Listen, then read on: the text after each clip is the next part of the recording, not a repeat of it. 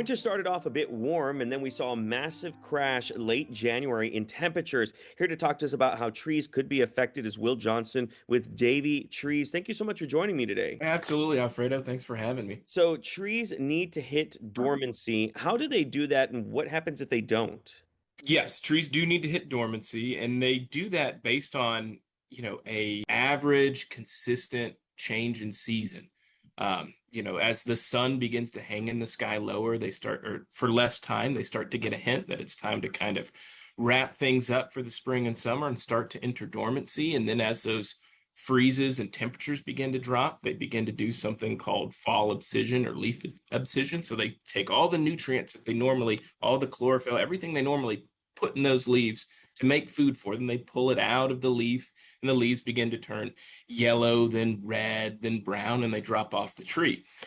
But that only really happens if we get consistent weather, which here in Texas, I can't remember a year where we had consistent weather. So if we have warmer temperatures that extend into later parts of the winter, I mean, in January, I think we had some 70-degree days. The trees are going to get confused, kind of like us. And they'll start thinking, well, it's still summer or it's still early fall. I still got time to make food and continue functioning.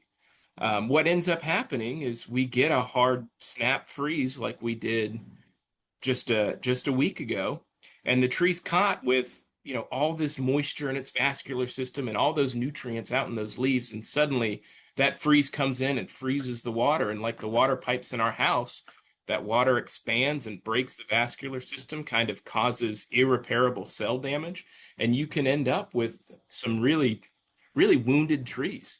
And sometimes, especially in the hard freeze we had back in 2021, um, we had a lot of trees that just never came back. So, how can we tell if a tree is dormant or if it's dead, unfortunately? It's tough to tell, kind of, if if a freeze has killed a tree in just that one season. It's very tough to tell if it's kind of entered dormancy or it's not coming back.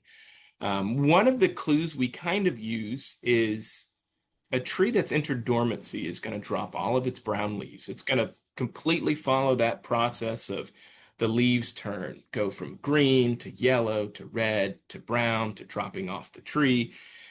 Trees that are killed instantly in a freeze sometimes will have leaves that hang on the tree forever. They'll be more wilty. As the tree pulls those nutrients and moisture out, the tree kind of becomes crisp and the leaf kind of becomes crisp and brittle. Whereas if it's a leaf that dies in a freeze, it's the leaf is going to look a whole lot more wilted, because the vascular system, the rigidity of that leaf has kind of been broken, and then it'll turn brown and just hang on the tree for a while. Now, all that being said, that's still fairly unreliable because I know that there's some healthy red oaks I've been watching in my area that are still holding on to their brown leaves or their yellowish orange leaves because it's just been a weird warm year. So the best way to tell if a tree's not going to pull through after a hard freeze is typically around March or April when it's supposed to be leafing out and it's not setting its bud. Well, its buds are not swelling, it's not pushing out new leaves. Kind of when we enter that time in the spring where it's warm and sunny and your tree's not doing anything is when it's time to call an arborist. So, what's the best way that we can help trees survive any more potential drops in temperatures that we may see over the next couple weeks? Well, the best thing to do is keep your tree healthy, for as long as possible before the freeze.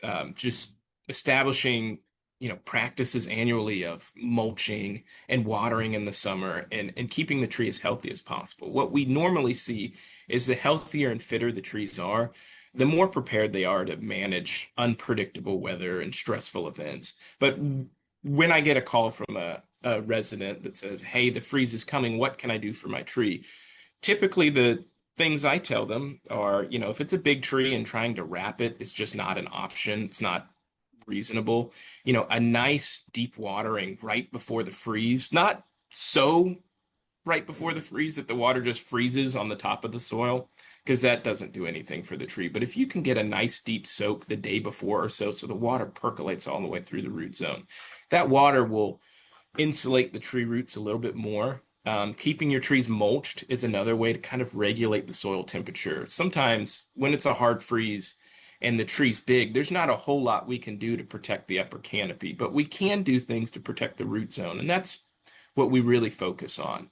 Um, if you have a small tree and you can wrap it, that's great. What some of the arborists in our offices recommend, and I don't think it's a bad idea, is if you have a small tree that's very freeze, you know, prone to freeze damage, we'll recommend going and buying the old school Christmas lights with incandescent bulbs, not no LEDs, but ones with the old filaments in them because they produce a little bit of heat. And if you wrap your tree in those lights and then cover them in a blanket, you'll get a little bit of a heating effect to protect those really vulnerable trees. But, it's not for everybody. There's risks involved, and you can only really do it on small trees. Well, Will Johnston with Davey Tree, thank you so much for your time. I appreciate it. Yeah, absolutely. Thank you for having me, Alfredo.